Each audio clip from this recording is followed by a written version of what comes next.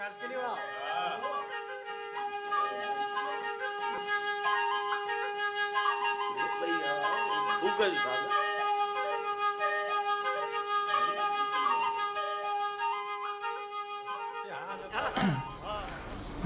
اللہ الرحمن الرحیم.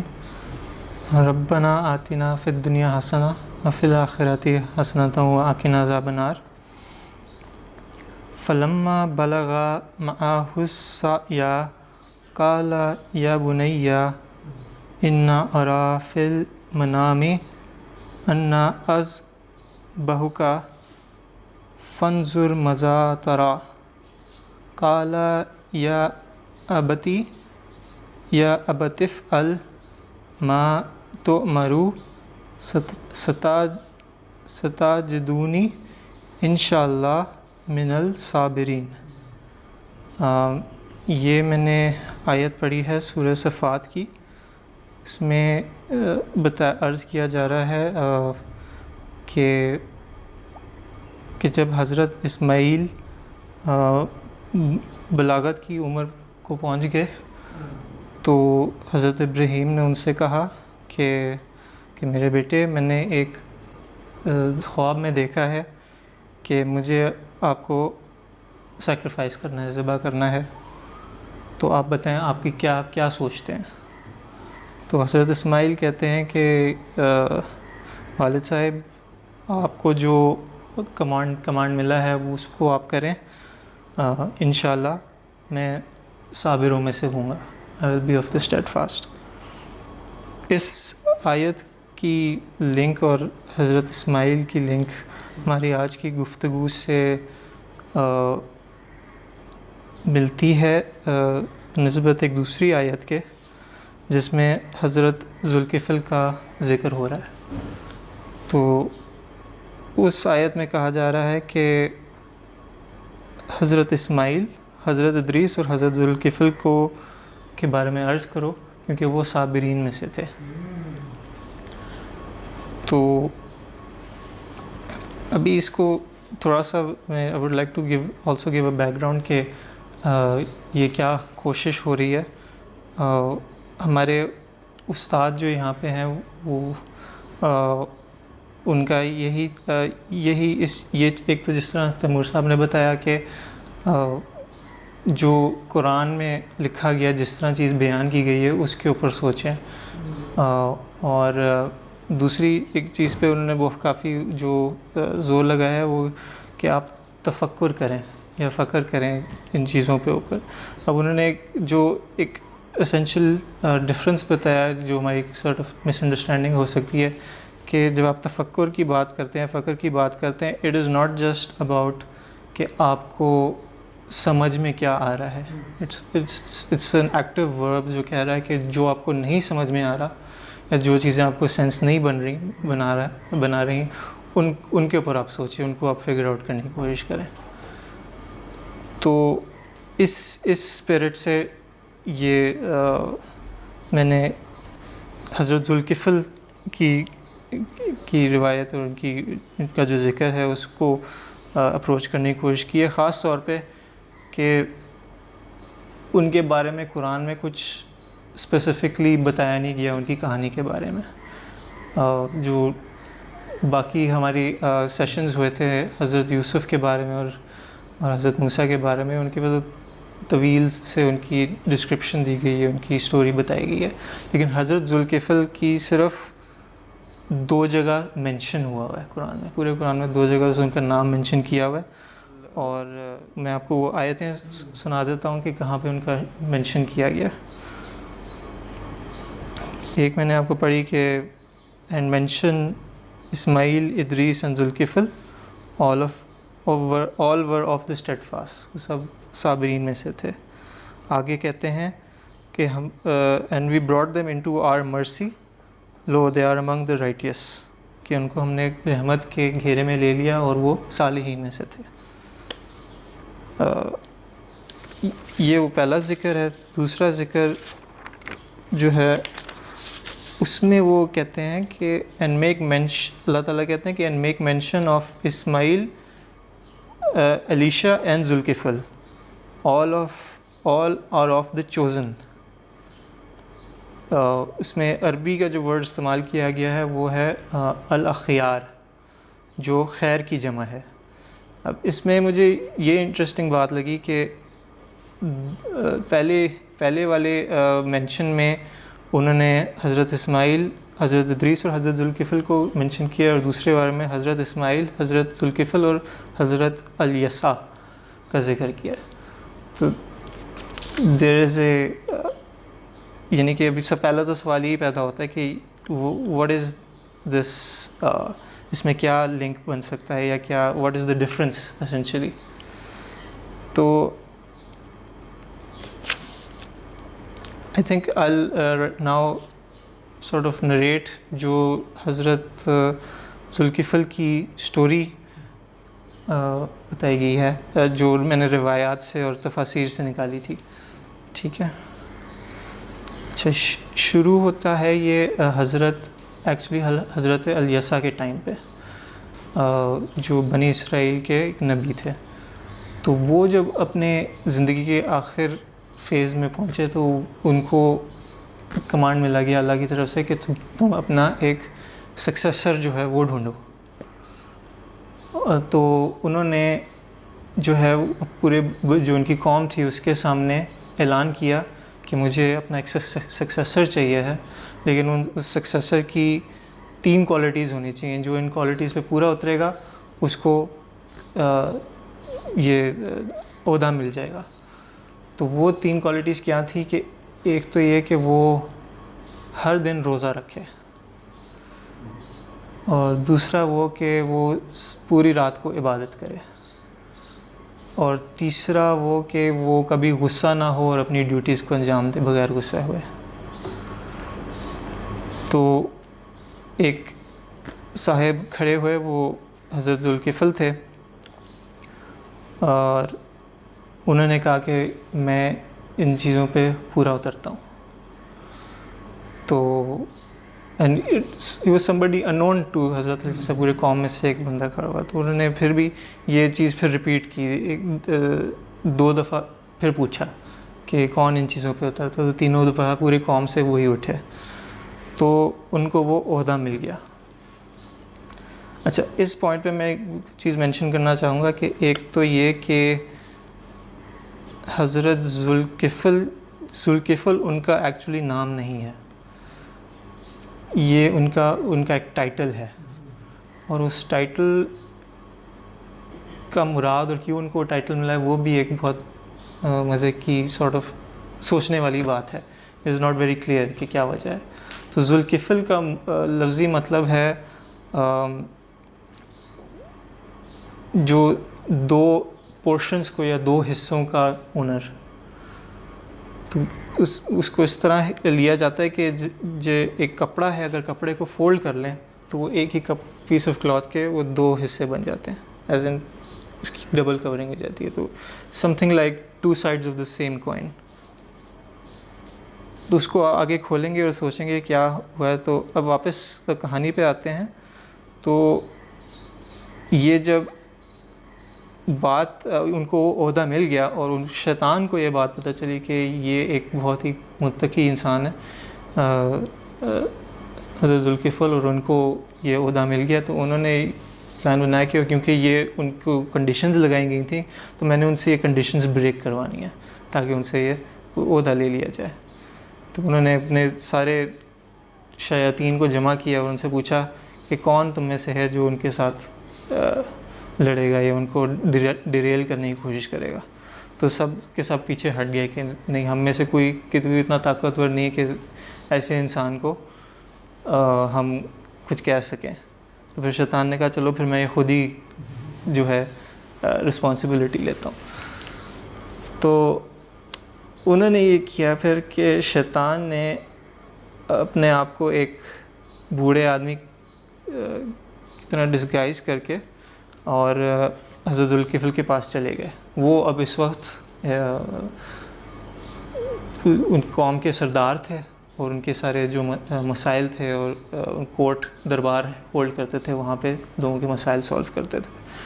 تو وہاں پہ چلا گیا اور وہ کہتا ہے ان کو کہ میں سچ اینڈ سچ قوم سے ہوں اور میری قوم نے میرے ساتھ بہت زیادتی کی ہے اور میرا حق مجھ سے اس نے پورا جو وقت تھا وہ کافی وقت گزار دیا ان کو صرف یہی بتاتے کہ بھی میرے ساتھ کیا کیا ظلم ہوئے ہیں. اچھا، تو اب جس طرح میں نے پہلے مینشن کیا کہ ایک ان کی کنڈیشن یہ تھی کہ وہ ساری رات جو تھے وہ عبادت کرتے تھے، نماز پڑھتے تھے. تو ان کے لیے دوپہر کا ایک وقت متعین تھا جس کو عمومی طور پر کلولہ کہتے ہیں، تھوڑا سا ٹائم ہوتا ہے جہاں پہ وہ آرام کرتے ہیں. تو that was the only time he used to get any sleep. تو صبح کے ٹائم وہ کورٹ ہولڈ کرتے تھے. تو اس نے نا بیسکلی سارا ٹائم گزار دیا اور وہ جو ان کا آرام کا ٹائم تھا وہ بھی گزر گیا. تو پھر حضرت ذوالکفل نے ان سے کہا کہ آپ کل آئیں، کل پھر میں آپ کے معاملے پہ فیصلہ کروں گا. تو ایک تو ان کا ٹائم گزر گیا آرام کا، تو وہ پوری رات جو ہے وہ پورا دن ان کو کوئی آرام نہیں ملا. پھر اگلا دن آ گیا. اگلے دن وہ نہیں آئے، جن صاحب کا وہ انتظار کر رہے تھے وہ آئے نہیں. تو انہوں نے ان کا کافی انتظار کیا اور پھر دوپہر کا وقت ان کا وہ ٹائم آنے لگا تو پھر وہ صاحب پھر آئے اور انہوں نے کہا کہ میں نے کہا تھا کہ تم ٹائم سے آنا. تو انہوں نے کہا کہ ایسا ہوا کہ جب میری قوم کو پتہ چلا کہ آپ میرے حق میں فیصلہ کرنے والے ہیں تو انہوں نے مجھے کہا کہ ہم تمہارا حق تمہیں دیتے ہیں. تو انہوں نے اسے روک لیا اور جب ٹائم ختم ہونے والا اور میں نے اسے حق مانگتا رہا تو انہوں نے تو منکر ہو گئے. تو اسی طرح انہوں نے کہانی بتاتے گئے اور پھر ان کا نا وہ ٹائم گزر گیا. پھر انہوں نے کہا کہ چلو پھر صبح آنا. اب صبح کا ٹائم پھر آ گیا اور وہ بندہ نہیں آیا. تو انہوں نے پھر اب ان کے دو دنوں سے وہ جاگے ہوئے تھے تو انہوں نے اپنے گھر والوں سے کہا کہ اب میں آرام کر رہا ہوں تو کسی کو آنے نہیں دینا، تم نے کوئی آئے پوچھنے میرا تو اس کو آنے نہیں دینا. تو پھر وہ شیطان آیا بوڑھے آدمی کے بھیس میں، تو ان کو اندر نہیں آنے دیا ان کے گھر والوں نے. تو انہوں نے نا ایک روشن دان سے، ان کے گھر کے روشن دان سے انٹری مار لی. He came in and sort of broke in. تو اندر سے جا کے انہوں نے کھٹکھٹایا ان کے کمرے میں. تو ان کو پھر بیدار کر کے وہ ان کو باہر لے آئے. تو اس وقت پھر حضرت ذوالکفل کو سمجھ آ گئی، ان کو پہچان لیا ان کو کہ یار تو اللہ کا دشمن نہیں ہے. تو اس نے بولا ہاں میں اللہ کا دشمن ہوں اور میں نے پوری کوشش کی کہ آپ کو میں ڈیریل کر سکوں لیکن میں ناکام رہا. اس پہ کافی کچھ تھوڑی گفتگو بنتی ہے یا کچھ پوائنٹس آتے ہیں میرے ذہن میں. سب سے پہلے ایک تو یہ کہ شاید ہم میں سے کوئی ایسا سوچ رہا ہو کہ حضرت ذوالکفل جو ہیں کہ انہوں نے باقی نبیوں کے ریکارڈ تو نہیں توڑ دیا کہ اتنے وہ متقی تھے، اتنا وہ کرتے تھے. تو اس میں یعنی کہ میں صرف ایک پرسنل آبزرویشن اور پوائنٹ کرنا چاہوں گا کہ جس طرح کہ انہوں نے روزے کی بات کی ہے، سارا دن روزے رکھتے تھے. ہمارے لیے تو شاید might seem like something impossible, but ایسی پرسنل آبزرویشن میں شیئر کر رہا ہوں کہ I have actually met people. ہستونیس میں بھی کافی لوگ آئے تھے، وہ بھائی بھی شاید جانتے ہوں گے، جو ایکچولی یہی کرتے ہیں کہ سارا دن ہر روزانہ وہ روزہ رکھتے ہیں اور ان کی وہ عادت اتنی بن چکی ہے کہ وہ اپنا کام کاج کرتے رہتے ہیں اور ان کو فرق نہیں پڑتا. تو یعنی کہ it's sort of like limitation that we put on ourselves, لیکن unless you try تو you never know. تو دوسری بات یہ کہ اس کہانی اب اس پہ آتے ہیں کہ اس کہانی پہ سے ہمارے لیے کیا میسج ہے. اور بات یہی کہ اب اللہ تعالیٰ نے مینشن کیا اور یہ کہانی بتائی ہے تو یہ کہانی ایکسپلیسٹلی تو نہیں بتائی لیکن مینشن ضرور کیا ہے اور ان کی بات کرنے کو ضرور کہا ہے. تو ایک ایسے انسان کے لیے، ایک ایسے ایک اعلیٰ درجے کے انسان کے لیے ہمارے لیے کیا اس سے لیسن مل سکتا ہے. تو یہ اس کا سارٹ آف جواب نا مجھے اتفاقاً پچھلے دنوں یہیں پہ ہستنیس میں کچھ استادوں کے لیکچرز ہوئے تھے تو ان سے مجھے ملا، ایک آئیڈیا ڈیولپ ہوا. ایک سید عزیر ہیں، وہ انہوں نے صوم کے اوپر، روزے کے اوپر پوری 2 لیکچرز کیے تھے. تو ان کا بہت مزے کا انہوں نے آئیڈیا بنایا کہ جس کو یعنی کہ جو ہم تقویٰ سمجھتے ہیں وہ تقویٰ ہے کیا، یعنی کہ وہ کس چیز سے ڈیولپ ہوتا ہے. تو انہوں نے یہ بتایا کہ انسان کے 4 پرائمری موٹیویٹرز ہوتے ہیں جس کی وجہ سے وہ کچھ کرتا ہے. تو پہلا سب سے بیسک لیول پہ ہوتا ہے ضرورت، اس کی نیڈ. سیکنڈ پہ اس کی خواہش، ڈیزائر. پھر لسٹ کا ایک لیول آتا ہے، پھر ایموشنز آتے ہیں، اور پھر ایک 5th سپرا لیول ہے آپ کی روح کا، نفس ناطقہ کا. تو اب اس سے مجھے بہت انٹرسٹنگ پیرالل نظر آیا کہ اب جو کنڈیشنز لگائیں گئی تھیں حضرت ذوالکفل کے اوپر، تو وہ اس سے کس طرح کوریلیٹ کرتی ہیں. اور جو تقوی کا آئیڈیا ہے وہ ہے کیا. تو جو پرائمری موٹیویٹرز ہیں ان کو کنٹرول میں رکھنے کا یا ان کو ایک دائرے کے اندر کنٹین کرنے کا، اس کو تقویٰ کہتے ہیں. تو اب اس سے آپ کو اب شاید وہ پیرالل نظر آئیں کہ چونکہ وہ روزہ رکھتے تھے تو اس سے اپنی وہ پرائمری نیڈز کو سبڈیو کرتے تھے، اپنا نمازیں رات کو عبادت کرنے سے شاید وہ اپنی خواہشات پہ کنٹرول رکھتے تھے. ان پہ جو پیشنس تھا اور جو ان کے اوپر تھا کہ غصہ کو انہوں نے کبھی نہیں کرنا، تو اس سے ان کے یہ باقی لیولز ایموشنز کے اوپر وہ کنٹرول تھا. تو ایک پوائنٹ ٹو بی نوٹڈ یہ بھی ہے کہ اس کا یہ مطلب نہیں کہ یہ آپ جو پرائمری موٹیویٹرز ہیں ان کو ختم ہی کر دیں. اس کا یہی مطلب ہے کہ ان کو ایک دائرے میں کنٹین کر کے رکھنا. تو اس کا ایونچولی جو مقصد یہی ہوتا ہے کہ جو آپ کا جو سب سے سپر لیول پہ موٹیویٹر ہے، جو جس کو نفس ناطقہ کہتے ہیں یا روح کہتے ہیں، جی، تو وہ جو سپر لیول ہے اس کو آپ پریسیڈنس دیں باقی ساری چیزوں کے اوپر، باقی آپ کے موٹیویٹرز کے اوپر. تو اس سے پھر آپ جو ہیں آپ سنسیئر ہو جاتے ہیں، آپ کو وہ درجہ مل جاتا ہے، عہدہ مل جاتا ہے. اس میں ایک اور پہلو یہ بھی ہے جس سے شاید ہم یہ پہچان کر سکیں کہ ان کو جو یہ لقب دیا گیا ذوالکفل کا وہ کس طرح ملا. تو وہ پھر میرے خیال سے پچھلے دنوں ہی سید ریحان گیلانی ہیں، انہوں نے بہت اچھا ایک لیکچر دیا تھا. اس میں انہوں نے بات کی تھی متقی فی الآخرہ اور متقی فی الدنیا.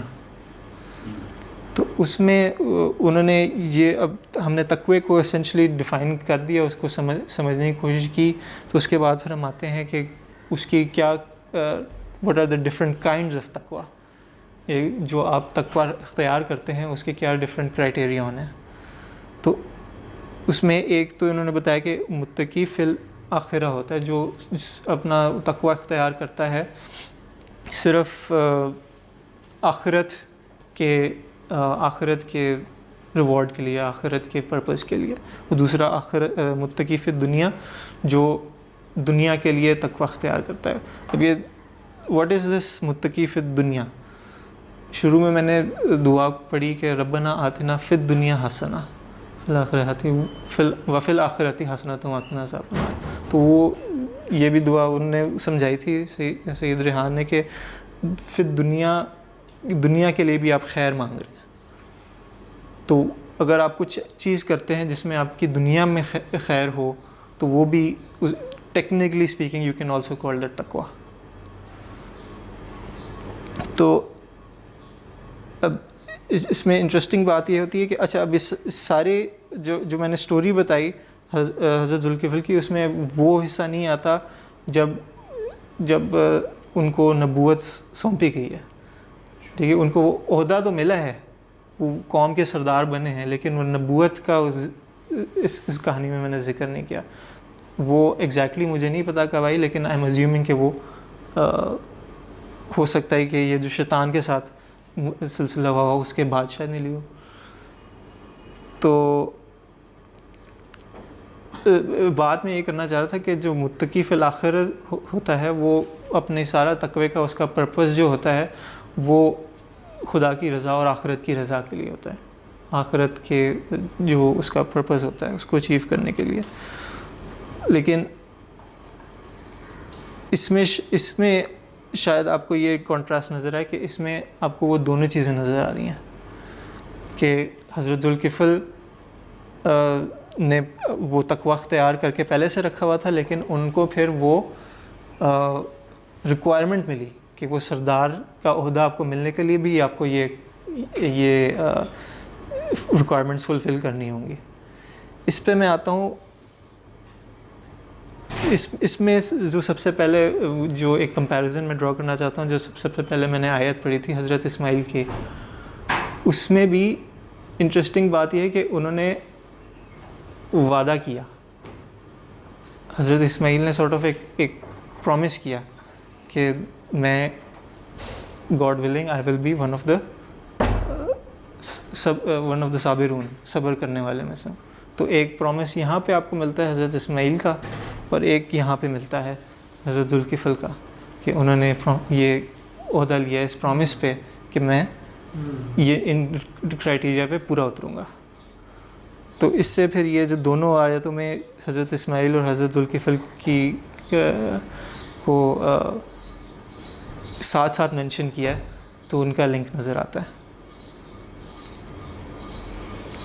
اور اس سے پھر یہ بھی میرے ذہن میں آئیڈیا بنتا ہے کہ وہ ان کو لقب ملا ہے حضرت ذوالکفل کا کہ وہ ان کو دونوں اینگل سے یا دونوں کرائٹیریا سے ان کے اوپر یہ کنڈیشنز پوری اترتی ہیں کہ وہ متقی فی الآخرہ بھی تھے اور متقی فی الدنیا بھی تھے. اس آئیڈیا کو سارٹ آف ایکسپلین کرنے کے لیے I would like to share a small narration from حضرت مولانا رومی کی مثنوی سے. تو وہ میرے نظر سے گزری تو مجھے اس چیز کی کافی سینس بنی. یہ جو دو ڈیوائڈز ہیں ایک ہی فولڈ کے، تو اس میں یہ ہوتا ہے کہ ایک مرید ہوتا ہے جو نیا مرید بنا ہوتا ہے یا کافی اپنے جرنی کے شروع میں ہوتا ہے، تو وہ ایک نیا گھر بناتا ہے. تو ان کے جو شیخ ہوتے ہیں وہ ان کو وزٹ کرنے آتے ہیں، ان کا گھر دیکھنے آتے ہیں. تو وہ گھر دیکھتے ہیں تو ادھر ایک مرید نے ایک جگہ پہ ایک روشن دان بنایا ہوتا ہے.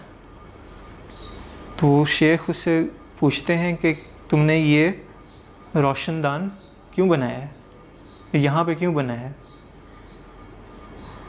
تو وہ کہتا ہے کہ تاکہ اس راستے سے میرے گھر میں لائٹ آ سکے، روشنی آ سکے. تو شیخ کہتے ہیں کہ وہ صرف تمہارا سیکنڈری آبجیکٹیو ہونا چاہیے، that should not be your primary driver. تمہاری یہ چاہت ہونی چاہیے تھی کہ اس روشن دان کے ذریعے تمہیں اذان کی آواز آئے، کیونکہ وہ اس مرید تھا، اس بات پہ تھا. تو شیخ نے اس کو کہا کہ تمہاری ہر چیز جو ہے نا وہ ایک ہائر پرپز کے لیے ہونی چاہیے. تو اب اس سے مجھے وہ بیسکلی انڈرسٹینڈنگ ڈیولپ ہوتی ہے کہ جو پرائمری موٹیو ہوتا ہے وہ کیا ہوتا ہے اور سیکنڈری کیا ہوتا ہے. تو اب اس میں اس اسٹوری کے ساتھ میں اس طرح ریلیٹ کر سکتا ہوں کہ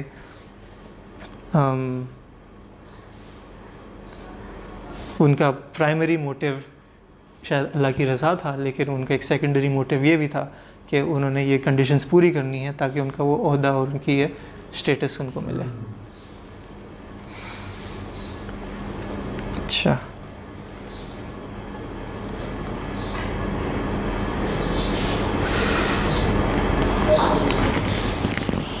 اس چیز کو سارٹ آف انڈرسٹینڈ کرنے کے لیے مجھے کچھ کلوز جو تھے وہ انہی جو میں نے پہلی مینشن پڑھا اس آیت پڑھی وہ تھی سورہ انبیاء سے اور دوسری تھی سورہ صاد سے. تو انہی آیت سے مجھے تھوڑے سے ان چیزوں کے کلوز مل گئے. تو وہ میں کلوز آپ کے ساتھ شیئر کرنا چاہوں گا کہ سورۃ انبیاء میں یہ بات کی جاتی ہے کہ اللہ تعالیٰ کہہ رہے ہیں کہ ہم ضرور انسانوں کو اچھائی سے اور برائی سے دونوں سے ٹیسٹ کریں گے. اور پھر سورہ صاد میں یہ بات ملتی ہے کہ اس میں سورہ صاد میں ایک ذکر پورا کیا جاتا ہے جب حضرت آدم کو کریٹ کیا گیا اور شیطان نے ریفیوز کیا کہ بھئی میں نے نہیں ان کو سجدہ کرنا ہے. تو جب اللہ تعالیٰ نے اس کو کرس کر دیا تو اس نے کہا کہ مجھے یہ اجازت دیں کہ میں آخرت تک زندہ رہوں اور میں لوگوں کو بھڑکا سکوں. تو انہوں نے جسے اجازت دی تو پھر شیطان یہ کہتا ہے کہ اب تیری رضا سے I am going to beguile everyone, کہ میں ہر کسی کو بھڑکاؤں گا ایکسیپٹ دوز جو آپ کے سنسیئر لوگ ہیں، ان کے اوپر میرا وہ پاور نہیں رہے گی. تو اس سے یہ یعنی کہ یہ جو پھر آپ کو پڑھی آپ کو میں نے سنائی روایت وہ ریفلیکٹ نظر آتی ہے انہی سوروں میں اور قرآن سے.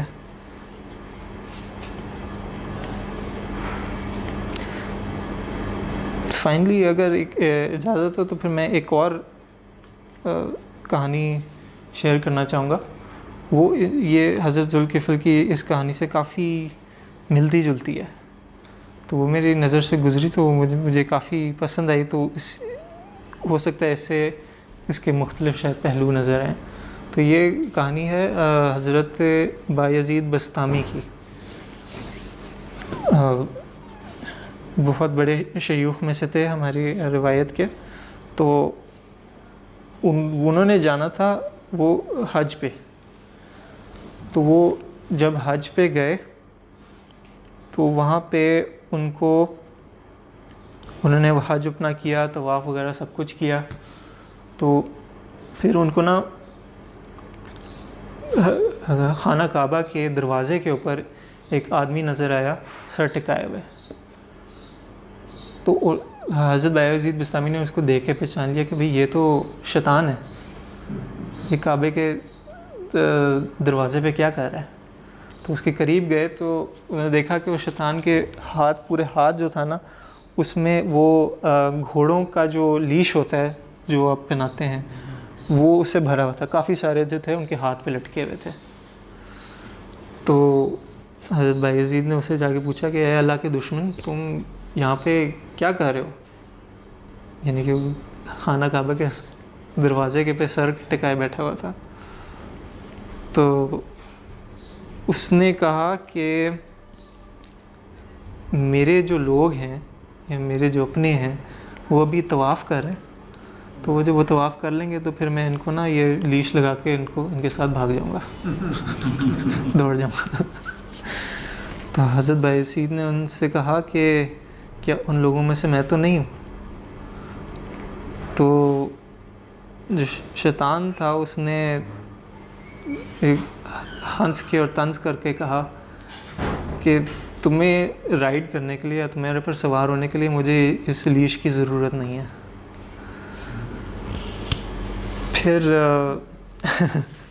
پھر یہ ہوا کہ وہ چلے گئے وہاں سے اور حضرت بایزید پھر واپسی پہ تھے اپنی جو شہر کی طرف. تو راستے میں ایک ندی یا دریا سے آیا. اس کے سائے پہ ایک بوڑھا اور اندھا آدمی بیٹھا ہوا تھا. کافی بیچارہ سا لگ رہا تھا. تو ان کے پاس ہو گئے اور انہوں نے پوچھا کہ بھئی آپ کے کیا حال ہیں، آپ کیا کر رہے ہیں یہاں پہ؟ تو انہوں نے کہا کہ میں بھی ابھی حج کر کے آیا ہوں اور مجھے میں اندھا ہوں تو میں یہ ندی کراس نہیں کر سکتا. تو ان کو حضرت بایزید کو ان پہ ترس آیا. تو انہوں نے اپنے کندھے پہ چڑھا لیا ان کو اور ندی پار کرنا شروع ہو گئے. تو جب ندی وہ کے بیچ میں پہنچے تو جو بوڑھا بابا تھا اس نے ان کے کان پہ جھک کے کہا کہ میں نے کہا تھا تمہیں مجھے سوار ہونے کے لیے تمہیں کوئی لیش کی ضرورت نہیں ہے, کوئی بات نہیں ضرورت. تو thank you very much. I think I land here that. تو فائنلی یہ آئی گیس آیتوں پہ میں تھوڑا سا اور ایک بات کرنا چاہوں گا, شاید رہ گئی ہو. قرآن جو ہے وہ جوئش ٹریڈیشن ہے اس کو فار گیون لے رہا ہے, ایز اے گیون لے رہا ہے, کیونکہ جوز تو ساتھ تھے عرب کلچر کے ساتھ. اچھا, اس پہ مجھے اسی لیے میں کہہ رہا تھا کنفیوزنگ ہے کہ میں نے وہ جوئش ٹریڈیشن بھی پڑھنے کی کوشش کی اور جو اسلامک ٹریڈیشن ہے ان میں فرق تھی, ان میں سارٹ آف کامن چیزیں شاید ایک آدھ ہوں. تو جو میں نے آپ کو سنائی وہ پیورلی اسلامک ٹریڈیشن سے تھی, جو آپ کے جوش اور ٹریڈیشنز ہیں ان میں فرق ہیں چیزیں. تو ایز اے گیون مجھے نہیں لگتا کہ لیا جاتا ہے ان کو.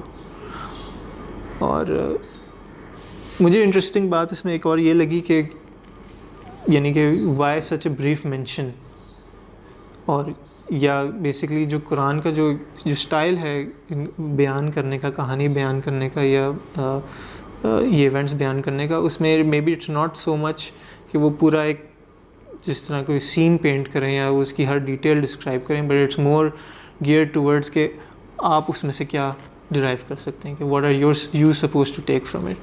کیونکہ جس طرح بات کی کہ حضرت ذوالکفل کی جہاں تک بات آتی ہے وہ کی پوری گاسپل ہے, بک آف ایزیکیل جس کو کہتے ہیں. تو لیکن اس میں سے آپ کیا چیزیں لے سکتے ہیں, کیا نہیں لے سکتے, کیونکہ کافی وہ